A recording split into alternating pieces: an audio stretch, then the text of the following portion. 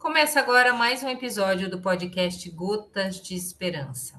Espero que você aproveite nosso conteúdo, que sempre traz informações sobre a cannabis e sua diversidade como planta, contexto social, ambiental e cultural, e além, é claro, dos seus potenciais terapêuticos. Eu sou Cristina Segato, jornalista e editora deste canal, e dou as boas-vindas a você que acompanha este episódio inédito do Gotas de Esperança. Nossa proposta é contribuir com a educação canábica dos nossos associados, profissionais de saúde e público em geral, com conteúdo qualificado sobre o universo da nossa plantinha querida. Em cada episódio, teremos aqui cientistas, pacientes, médicos, dentistas, com uma abordagem simples e objetiva, atualizando você sobre saúde, bem-estar, meio ambiente, legislação e outros temas. O podcast Gotas de Esperança é uma produção da Associação Abrace. Você pode acessar esse e outros episódios pelo canal oficial da Abrace no YouTube. No Spotify, procure por Gotas de Esperança no aplicativo ou, se preferir, no site da Abrace. Anota aí. Abraça Esperanca, tudo junto, sem cedilha.org.br. abraçaesperanca.org.br. Abraça Esperança é uma associação de pacientes localizada em João Pessoa, na Paraíba, autorizada desde 2017 pela Justiça Brasileira a cultivar e fornecer derivados da planta cannabis aos seus associados em forma de óleo ou spray. Para mais informações de como se associar e ter acesso ao Óleo Esperança, acesse o site da Abrace. E hoje nós temos aqui a honra de receber o Dr. Eugênio Franco, médico, pós-graduado em cannabis medicinal, com certificação internacional em medicina endocannabinoide. E ele tem um perfil no Instagram, o Doses de Emergência, que é muito legal. Corre lá no Instagram e já segue ele. Hoje nós vamos falar com o Dr. Eugênio sobre como é que o proibicionismo afeta a vida dos pacientes. Doutor, seja muito bem-vindo aqui no nosso programa, no nosso podcast. Tudo bem com você? Oi, Cris, muito obrigado. Obrigado pelo convite. É uma felicidade, uma honra muito grande poder falar, poder levar conhecimento sobre essa planta maravilhosa a cada vez mais pessoas. Que bom. E a gente vai falar sobre a história do proibicionismo, como é que isso afetou a vida dos pacientes, mas antes, vamos te conhecer um pouquinho. Como é que foi, qual foi a sua história com a cannabis? Como é que você chegou se interessar em ser um médico que prescreve cannabis para os seus pacientes? Assim como acho que a maioria das pessoas que trabalham com a planta, né, que prescrevem, que são profissionais prescritores, meu primeiro paciente fui eu, tá? Eu sou uma pessoa que tem uma cervicalgia crônica por lesões degenerativas de algumas vértebras. E mesmo com o uso em dose máxima de algumas medicações alopáticas, eu sentia dor constante, 24 horas por dia. Independente disso, né? E eu convivia com essa dor e já tinha aceitado que essa dor fazia parte de mim. Eu simplesmente aceitava, sofria, mas aceitava. O Instagram me mostrou através do algoritmo, começou a aparecer algumas propagandas de cursos de prescrição. Acho que em 2020, 2021, por aí, mais ou menos. Acredito que até porque tem um colega, Ítalo Coelho, advogado, aqui do Ceará também, faz parte do quadro de professores de um dos cursos que eu fiz. E aí eu me interessei. Já tinha acabado a residência, estava sem fazer nada de produção acadêmica, estava só sendo preceptor da residência de emergência, que na verdade era a minha formação original. Eu nunca me vi trabalhando em um consultório, né? E aí eu fiquei curioso. Só tratar dor, tratar ansiedade, vou dar uma olhada nesse curso aqui. Fiz o curso, achei bacana, e muitas vezes quando boto alguma coisa na cabeça, quero aprender, quero saber, quero ir até muito fundo, mesmo que não vá usar. Que na verdade a minha ideia original era eu quero aprender porque eu quero aprender. E aí continuaram aparecendo alguns cursos e começaram a aparecer algumas pós-graduações. Eu fiquei interessado, vou fazer pós-graduação, fiz pós-graduação, terminei a pós-graduação e mesmo assim continuei não trabalhando com isso, né? A informação toda foi voltada para a medicina de emergência, na verdade. Quando foi por volta de 2022, começou a chegar aqui em Fortaleza mais produtos, mais empresas importadoras de produtos derivados de cannabis. E aí um colega meu que sabia que eu gostava do assunto, que tinha alguma noção do assunto, não tinha prática nenhuma, mas tinha uma noção do assunto já, veio falar comigo, perguntou se eu queria prescrever ou se eu queria experimentar. Aí eu disse, não, eu vou prescrever para mim, eu vou fazer o uso para eu entender, porque eu vejo relatos, vejo testemunhos, e eu acho que isso aqui deve ser alguma coisa exagerada, ou deve funcionar em situações muito específicas. E aí optei por iniciar o uso, e eu me lembro claramente que com 18 dias de uso, no começo não senti nada, que é uma coisa que as pessoas muitas vezes fazem, mas como eu já tinha usado outras medicações que demoram para fazer efeito antes, eu não, vou esperar e vou ver o que é que vai dar. Quando deu aí 18 dias, isso me lembro muito bem, eu acordei e senti uma coisa esquisita, não sabia dizer o que era. Quando foi por volta das 2h, 2h30 da tarde, eu fui estralar o pescoço, que é um hábito que eu tenho. Eu faço isso muito constantemente, até por conta das dores, eu desenvolvi esse hábito. E eu não senti dor. Isso me chamou a atenção. E aí eu entendi que essa coisa diferente que eu tinha sentido pela manhã era justamente que eu tinha acordado sem dor. Fazia tantos anos que eu convivia com a dor o tempo todo que eu não lembrava mais como era ficar sem dor. E aí, quando eu tive esse insight, eu coloquei na minha cabeça que eu não tinha como não levar isso para mais gente, não transformar a vida de mais pessoas. E aí fui falar no Instagram sobre cannabis, fui mudar toda o assunto, logomarca, fui atrás de consultório, fui fazer papelada, e realmente botei a cara e comecei a trabalhar com isso. E felizmente hoje a gente já conseguiu, através da planta, mudar a vida de muitas pessoas. E tem sido assim, e espero que cada vez mais. Que excelente, né? Que incrível. E, doutor, a gente mora num país que muitas substâncias controladas são distribuídas sem nenhum problema, sem nenhum entrave. Por que a cannabis ainda sofre tanta resistência? Então, a gente sabe que, primeiro de tudo, a gente sabe que a ideia do proibicionismo. Não vou nem dizer que o proibicionismo não funciona, porque isso aí eu acho que está bem evidente, né? Se funcionasse, tinha sido resolvido o uso de substâncias há muito tempo. Qualquer substância que fosse. Era só proibir e estava tudo resolvido. A gente sabe que não aconteceu assim. Mas existe um preconceito muito forte com a cannabis, especificamente, como você disse. E isso tem uma origem há mais de 100 anos atrás. Se você pegar no século XIX, a gente tinha a cannabis não só com uso social, uso adulto, né? Mas a gente tinha nas farmácias para vender, inclusive, os famosos cigarros índios, né? Você colocar no Google cigarros índios, você vai ver a foto da propaganda mostrando que era um formato de cigarro, realmente, cannabis índica, para tratar insônia, catarro e outras mazelas. Não só os cigarros, mas tinturas, extrações, né? Outros tipos de produtos derivados de cannabis. A gente sabe que a cannabis aí tem muitos anos de uso na história, né? E chegou no Brasil através dos escravizados, dos negros escravizados.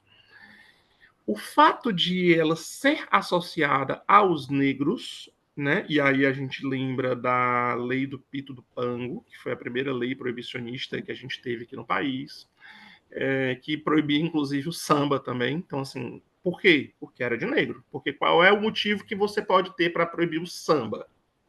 Não existe um motivo de fato, não vai fazer mal a ninguém, não é nada assim, não é a saúde, como querem dizer sobre a cannabis, por exemplo, mas não tem cabimento. Então, e inclusive ela dizia, o negro que for pego, né, vendendo ou utilizando, vai ser punido com tantas chibatadas e tal, vai ter uma pena.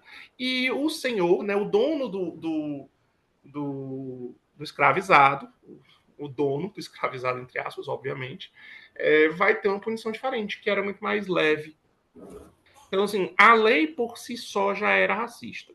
Eugenista, sim. Sim.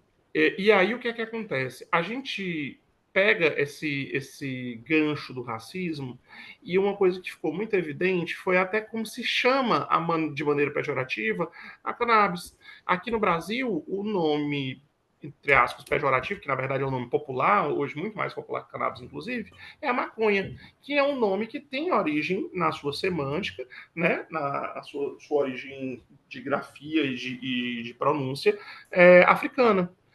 Já quando você vai para os Estados Unidos, por exemplo, o termo pejorativo para lá não tem uma origem africana, tem uma origem latina, que é a marihuana, justamente porque fazia-se a associação do povo latino que ia para os Estados Unidos e que sempre foi visto como um problema, né? Como invasores. Então, o que é que acontece? Quando você quer subjugar, quer dominar, quer que um povo perca a sua capacidade de luta, de resistência, você acaba com os hábitos, com os costumes, com a religião, com tudo que faz com que aquele povo seja aquele povo. Isso com os escravizados aqui, isso com os latinos nos Estados, na América do Norte, e assim por diante. Né? Isso é uma estratégia muito bem estabelecida há centenas, milhares de anos, inclusive. Então, o que é que acontece? Quando houve o final da lei seca, no final da década de 20, porque perceberam que proibir o álcool não resolvia o problema, gerava outro tipo de criminalidade e mexia com muita gente que tinha dinheiro, né, que produzia o álcool, e mexia com muita gente da alta sociedade que consumia o álcool.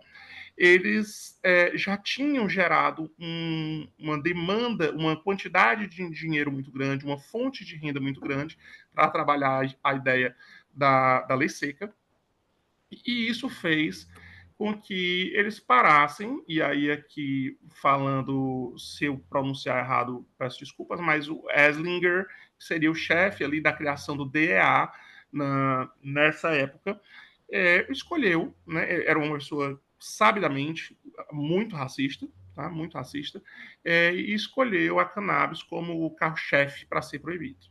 E aí, desde então, foi gerada toda uma narrativa, toda uma estratégia de propaganda contra a cannabis, com a demonização, literalmente demonização da cannabis, de ser chamada como erva do capeta, como erva do diabo, como é o título, a tradução do livro aí do...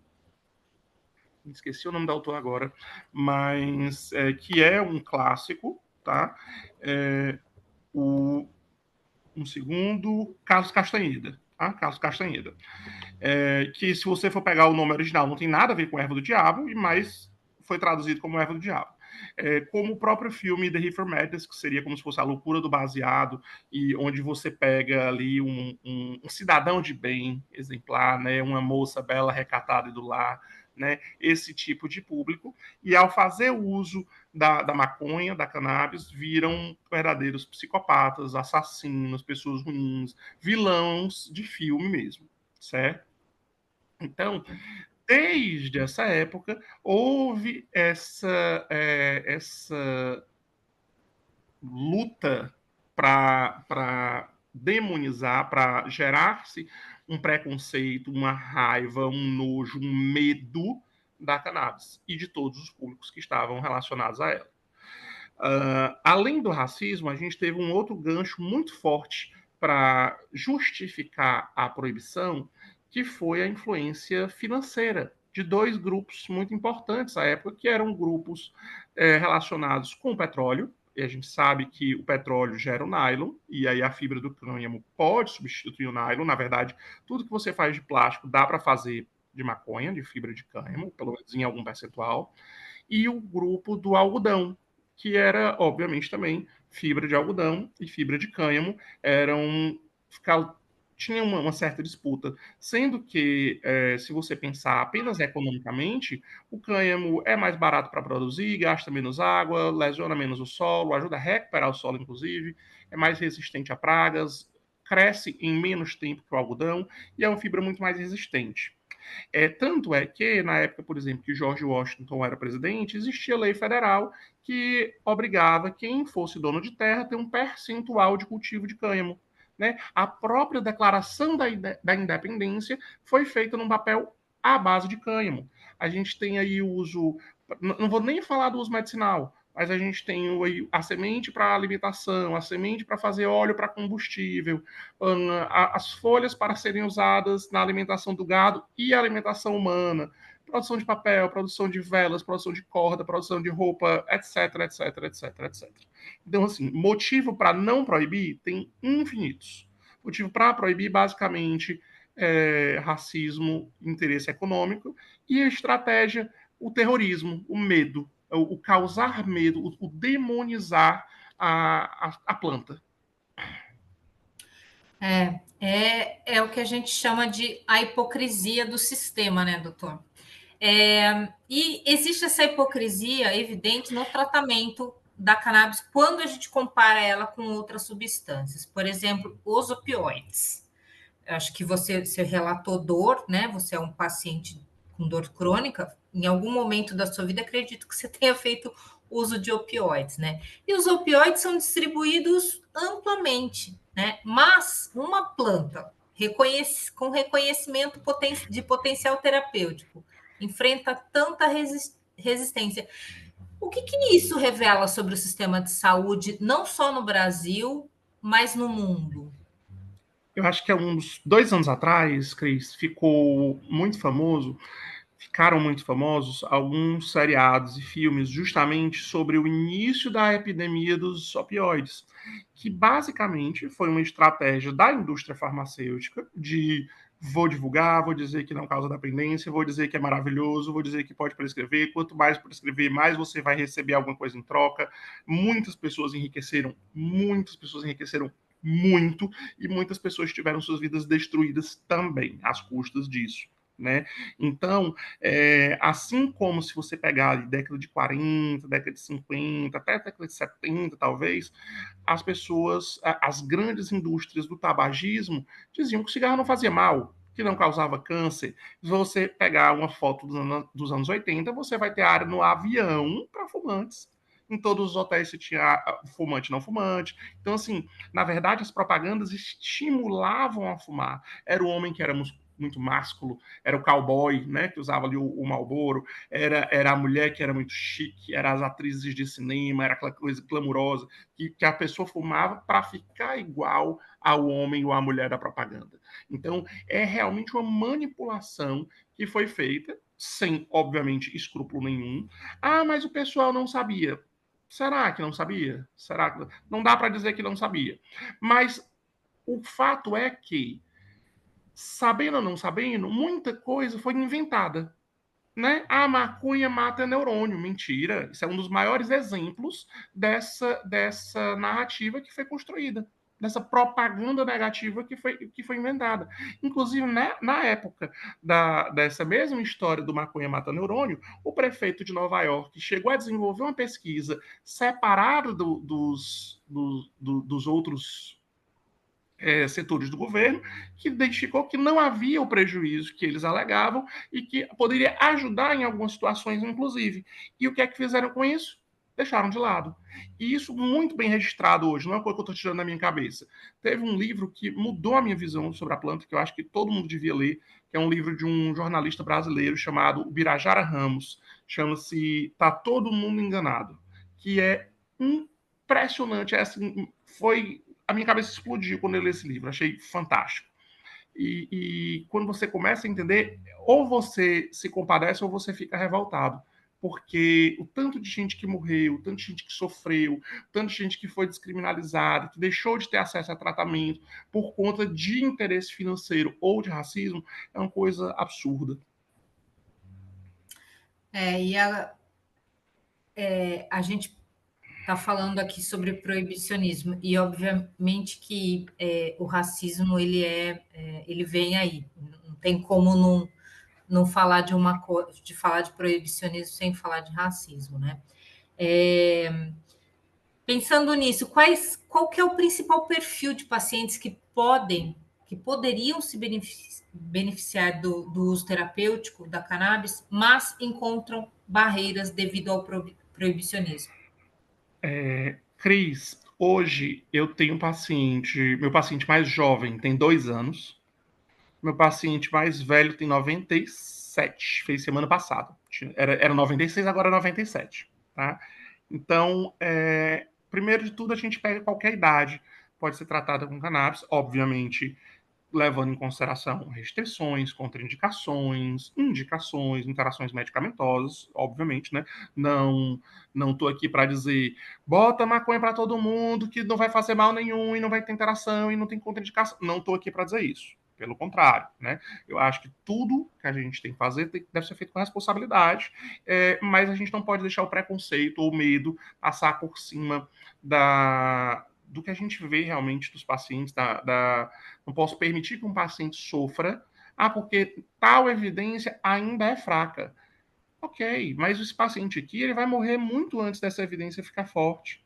E se isso está mudando a vida dele positivamente, eu quero que isso aconteça. Se ele quer, se ele entende e concorda, vamos tentar, né? Não estou dizendo que a gente tem que fazer tudo sem evidência, não estou dizendo isso. Eu acho que a gente tem que ser muito claro, muito sincero com o paciente. Ah, eu vim aqui para tratar tal coisa. Seu fulano, tal coisa não tem evidência. O que é que a gente pode ter efeito colateral se o senhor usar? Isso, isso, isso, isso, isso, isso. O senhor quer tentar, mesmo sabendo que não tem evidência? Quero. Não, não quero. Sim, eu acho que a honestidade é o principal fator. Né? Não fazer como, não propagar como uma cura milagrosa. Mas a pergunta era quem é que pode se beneficiar. O público principal que eu atendo no consultório, de longe, número 1, ansiedade. E aí, ansiedade, aí a gente vai entrar em todos os ramos da sociedade, né? É escala 6 por 1, pressão para ser o super produtivo, na 90 não, mas 80% talvez das pessoas que chegam para mim por ansiedade, ou é burnout, ou é preocupação financeira. Ou seja, é uma preocupação que assola quase todo mundo. Em algum momento vai ter algum problema com ansiedade. Você não precisa necessariamente ter um transtorno ansioso, mas ansiedade é uma coisa que vai afetar muita gente. Segundo lugar, dor crônica, e aí dos mais diversos tipos, tá? Fibromialgia tá muito perto do top 5 aí, com certeza, tá? Quando chega o terceiro lugar, insônia. Quando eu vou investigar insônia, quase todo mundo é ansioso. Depois desse top 3, a gente vai ter os pacientes que vêm por Alzheimer, os pacientes que vêm por Parkinson, por depressão, as crianças com autismo, as epilepsias. Hoje, inclusive, por exemplo, apesar de ser uma das evidências mais bem estabelecidas, né, entre como tratamento com cannabis ser as epilepsias refratárias, chega muito pouco, porque já tem uma evidência tão forte que muito mais profissionais prescrevem já o canabidiol, por exemplo, para crianças que têm síndromes de epilepsia refratária. Então, para mim, chega pouco. Chega muito mais os outros, porque você tem um número muito maior de prescritores. Né? Mas eu também tenho pacientes com esse perfil. Muitas vezes o paciente está usando 2, 3, 4 anticonvulsivantes e o médico diz: eu acho que não é a hora ainda de começar. E a mãe continua vendo aquela criança convulsionando e sofrendo, e diz assim: o que é que eu vou fazer? Vou atrás de alguém que trabalhe com isso. E aí, né? Ou seja, e por que não? Preconceito.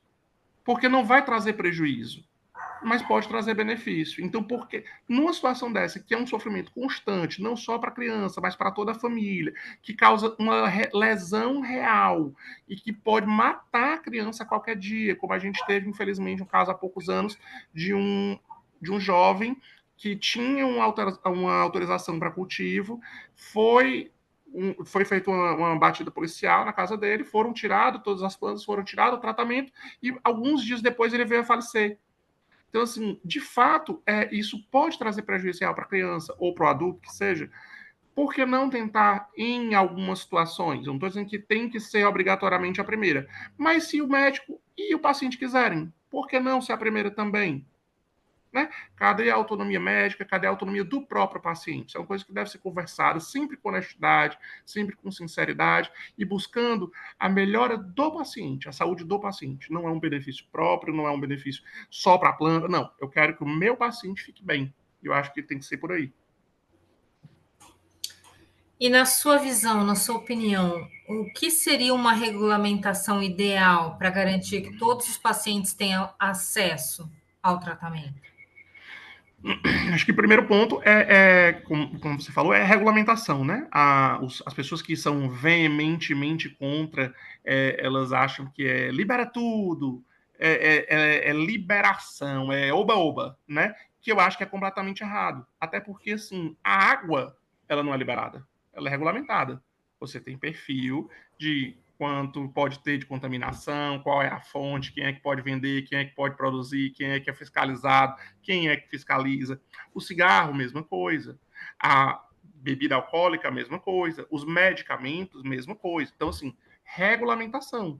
O que é cannabis, como aí entrou para a farmacopeia, nas inflorescências, o que é cannabis, qual é a definição oficial de cannabis, quais são as cepas, né, as strains que vão poder entrar nisso aqui para ser considerado cannabis, quanto de THC pode ter, quanto de CBD pode ter, o quem é que vai poder prescrever, aonde vai poder vender, qual vai ser a fiscalização, qual vai ser a punição, quem vai tudo isso, né? A regulamentação é o que traz segurança ao paciente, ao usuário, à sociedade. À sociedade. Quando você só diz assim, não pode, não pode, não proíbe nada.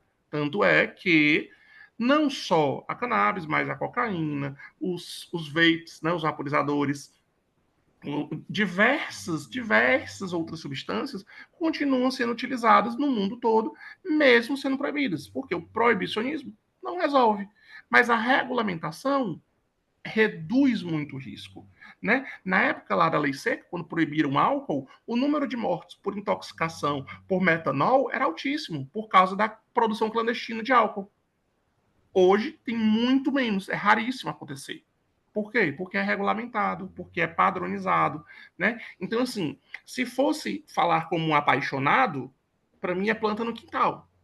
É uma planta, é igual qualquer outra planta, né? Ah, mas não pode porque é muito perigosa. Mas você pode ter uma comigo, ninguém pode em casa. Que se você beber, se um cachorro comer, ele vai morrer.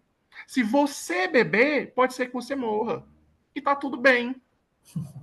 Não, então a gente tem plantas em casa que são belíssimas, plantas ornamentais, que são infinitamente mais perigosas, porque se você compara uma coisa, tal coisa mata, tal coisa nunca matou ninguém. Essa aqui não tem como ser comparada, não dá nem para comparar. Ah, mas esse aqui vai ficar chapado.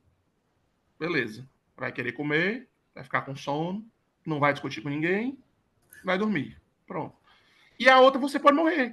Como é que eu vou comparar uma coisa com a outra? Não tem sentido. Não tem lógica, né, nisso.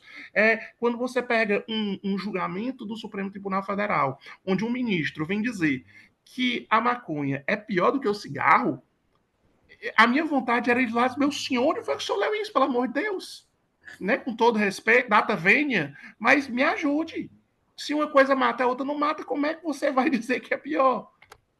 Então, assim, se até em casa você pode ter plantas que sabidamente matam, que a gente aprende na primeira, segunda e terceira série do fundamental, que são plantas tóxicas, e tem na casa de praticamente todo mundo, assim, é muito comum, porque é que essa planta não pode? Se não todo histórico de racismo, todo histórico de proibicionismo. Então, assim, minha opinião, opinião de apaixonado pelo tema, podia ter em todo canto. Agora, quero que seja como remédio. Quem é que vai fazer? Não é a Big Pharma, com certeza não é a Big Pharma. Tá? Mas a Big Pharma tem que entrar, tem que investir em estudo, tem que investir em pesquisa. Né? Eu acho que quem já trabalha tem que ser valorizado, a associação tem que ser valorizada. Associações fazem um trabalho absurdo. São a revolução da cannabis no Brasil veio primeiramente através das mães, que foram quem geraram as associações, que foram quem geraram a autorização da permissão de cultivo, de importação do canabidiol, depois de produtos derivados de cannabis, etc., como a gente conhece hoje. Então, mães e growers, inicialmente, e depois evoluíram para as associações, que mudaram o cenário nacional, indiscutivelmente, ajudam milhares de pessoas, talvez milhões de pessoas, inclusive se a gente juntar tudo, que a gente tem centenas de associações hoje no Brasil. Mas já que a Big Pharma tem tanto interesse e tem tanto dinheiro, pesquisa. Ah, não, mas o da associação não funciona. Pois pega o óleo da associação e começa a pesquisar, começa a avaliar, começa a ter um critério, uma regulamentação, como a gente falou, e diz assim, se cumprir tal critério, não tem metal pesado, não tem contaminação de agrotóxico, não tem tal coisa, é seguro. Beleza, pode. E incentiva. Mas, assim, não existe um motivo real, lógico, que faça você dizer assim, ó, não pode ter em casa. Ah, mas a pessoa vai pegar e vai fazer um chá e fazer o óleo em casa. Tá, e daí? Como faz com a camomila, como faz com capim santo, como faz com a erva cidreira, como faz com inúmeras outras plantas há centenas, milhares, talvez milhões de anos. Qual é o problema? Né? Pois é. Parar de tratar a maconha como se fosse plutônio, como se fosse uma coisa radioativa, vai explodir o mundo. Não vai. Nunca aconteceu. E já foi liberado. Já foi. Pois é. E a gente tem que destacar que é uma substância e um uso seguro, né?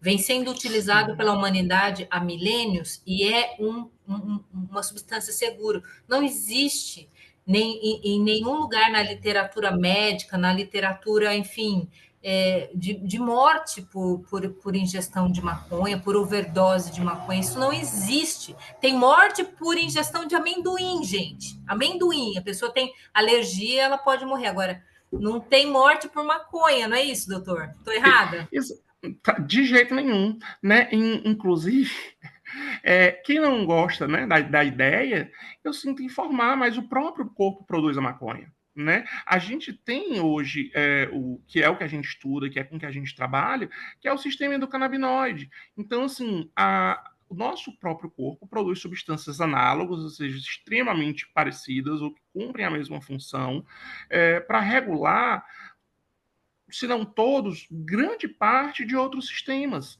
Então, o sistema endocannabinoide ele serve como um maestro que regula percepção da dor, sono, apetite, humor, diversas outras funções. Né? E quando esse sistema está deficitário, a gente tem a opção de usar um canabinoide externo, um fitocannabinoide, ou seja, que veio da planta, para poder regular esse sistema. E é por isso, por já ter todo esse aparato endógeno, né, de dentro do nosso próprio corpo, que o ser humano se dá tão bem com a planta. Não só o ser humano, na verdade, todos os vertebrados possuem sistema endocannabinoide e até alguns insetos têm um sistema rudimentar, mas também possuem. Né? Então, hoje, existem diversas classes de animais que são tratadas também com cannabis. Né? Os veterinários podem prescrever hoje e tem trazido conforto e melhora e qualidade de vida para alguns animais, sejam eles animais silvestres ou mesmo pets, inclusive. Né? De vez em quando chega alguém com muito medo no consultório, muito medo, e diz assim, eu não vou morrer não. Aí eu disse assim, olhe, eu acho que não, mas vamos combinar que se morrer, vai ficar famosa, porque vai ser a primeira da história. Então, vamos ver se vale a pena, né? E assim, eu falo isso para tentar quebrar o gelo, né? Para dar aquela ideia Claro. de que realmente é uma substância segura. Então eu Sim. digo, olha, e se tiver algum efeito colateral? Aí a senhora para, ou o senhor para, e pronto. E tá tudo bem. Né? Não tem um efeito colateral grave, não vai ficar sequelado, não vai ficar viciado, né? Etc, etc, etc. Né? A gente está falando de uso responsável. Sim. Mas tem muito medo ainda? O paciente chega com muito medo, com muito receio, mas está melhorando, né? Você não acha que os pacientes estão chegando pedindo cannabis já? Você imagina que eu tenho 1,85 m Ou seja, e isso aqui no Ceará é muito alto. No Ceará, a média aí é de 1,70 m, geralmente, para os homens, e 1,60 m para as mulheres. Tem um moicano colorido, que é outro negócio que chama muita atenção. Se você for para São Paulo, por exemplo, é bem tranquilo, mas o Ceará não é. Não é uma coisa, que é bem mais tradicional, vamos Exótico. dizer assim. É. Assim, o ambiente aqui é um pouco mais. As pessoas se preocupam muito ainda com a aparência dos outros, com o comportamento dos outros, muito mais que em cidades mais desenvolvidas. Eu acho que quanto maior a cidade, mais as pessoas percebem que elas não têm tempo para ficar dando conta da vida dos outros. Acho que é por isso também. E aí o que é que acontece? Você imagina que eu sou um cara com essas características físicas que fala de maconha, faz vídeo fazendo que o cearense chamaria de marmota, né? De coisas engraçadas, ou de tentar fazer piada, ou vídeo postado eu de cabeça para baixo, para chamar a atenção de fato, e trazer leveza ao assunto. E muitas vezes a pessoa que vai atrás de um. Se você for pegar qualquer pessoa que orienta sobre imagem de profissional de saúde, é o que? A blusa de botão, é a gravata, é o jaleco. Eu atendo de blusa de malha, tênis, ou então de pijama hospitalar, e às vezes pijama hospitalar todo enfeitado, inclusive, e tranquilo. Ou seja, eu já trago uma imagem bem diferente do atual. Só que eu fui um dos primeiros a trabalhar exclusivamente com cannabis aqui no Ceará. Então, já as pessoas, quando começaram a me escutar, tinham um preconceito muito grande. Mas já me escutavam por conta da emergência, né? Que eu tinha um know-how, já era conhecido, já falava, já produzia conteúdo. Então, eu tive muito preconceito no começo, mas as coisas começaram a evoluir. E antes as pessoas chegavam com muito mais medo. Hoje as pessoas já sabem exatamente o que é que elas estão procurando. Só que aí o que é que acontece? Muitas vezes também a pessoa pensa assim: eu vou lá e vou sair com a receita. Eu acho que a ideia que muitas pessoas ainda têm, né? Aquela pessoa que tem o preconceito, mas quer ser descolado. Ou seja, eu não sou tão preconceituoso assim. Eu pelo menos vou lá e tudo. E aí acho que vai chegar e vai sair com a receita. Já recebi paciente que usava óleo e eu disse assim: pare, porque não está tendo benefício nenhum para você. Na verdade, acho que você nem precisa. E parou e teve benefício. Já teve paciente que chegou e disse: eu quero usar e tal, porque eu faço uso recreativo e tudo. Eu disse: não, pelo contrário, você tem que diminuir. A gente vai trabalhar a sua relação com a planta e eu quero que você reduza isso e entenda por que você está usando. A gente vai tirar você disso ou mudar a sua relação, né? Então, assim, e vai ter, obviamente, grande parte dos pacientes vão ser acompanhados, vão ser orientados, vão ser prescritos. Mas não é também um oba-oba, é aquela questão que eu falei da responsabilidade, da sinceridade, trabalhar com o paciente a realidade dele, o que é que ele está fazendo ali, se tem indicação e se tem contraindicação. Se não tem contraindicação, se tem indicação, o paciente pode se beneficiar, a gente conversa, abre o jogo, é assim, assim, assim, e faz acompanhamento e avalia essa mudança. Diz qual é o percentual de pessoas que não respondem, qual é o percentual que tem alguma resposta positiva. Então, assim, porque às vezes a pessoa também chega e diz assim: isso aqui é a minha última esperança. Vamos com calma. Vamos conversar quais são as suas expectativas, vamos tornar isso assim uma percepção mais perto da realidade, vamos entender o que, é que você está achando, e esclarece, né? Faz parte, essa educação em saúde faz parte do consultório também. Excelente. Doutor Eugênio, a gente chegou aqui ao final da nossa Ah, gravação. Foi muito bom. Queria te agradecer por você disponibilizar seu tempo e trazer seu conhecimento e pedir para você deixar sua mensagem, seu recado, se despedir. Cris, eu agradeço demais. Eu realmente sou um apaixonado pelo assunto. Eu fico muito feliz, muito empolgado. É difícil me fazer parar de falar quando o assunto é esse, né? Quando o assunto é cannabis e quando o assunto é transformar vidas através da cannabis. E proibicionismo é uma coisa que mexe muito comigo. Então, racismo, proibicionismo mexe muito comigo. Então, eu me empolgo ainda mais. Eu queria deixar, eu não sei aonde foi que eu vi essa frase. Essa frase originalmente não é minha, mas eu assimilei ela para minha vida e eu digo que foi a cannabis que trouxe essa realidade para mim, que é o seguinte: quando você se livra dos seus próprios preconceitos, o preconceito dos outros deixa de te atingir. E isso fez com que eu visse, que eu percebesse as coisas e a própria cannabis de maneira muito diferente. E me estimulou, me incentivou a não desistir, a independente de ter algum preconceito, alguém falando uma besteira que lá no começo as pessoas chegavam para me atacar gratuitamente, ó, você é gordo. Mas tá, mas a cannabis está funcionando do mesmo jeito. Então, as pessoas só para me atacar gratuitamente, né? Então, quando o preconceito deixa de existir em você, o dos outros não te atinge. Se você sabe que o que você está fazendo é correto, se você sabe que o que está fazendo está ajudando pessoas, segue em frente. Né? Deixa o coração ser seu guia. Maravilha, doutor. Vamos encerrar então aqui. Termina mais um episódio do podcast Gotas de Esperança, produzido pela Associação Abrace, trazendo entrevistas e debates sobre o cenário do uso da cannabis terapêutica no Brasil. Toda semana, um novo episódio no nosso canal no YouTube ou no Spotify, e você pode acessar também no site da Abrace. Te espero na próxima semana. Um abraço, até lá. Pausei a gravação.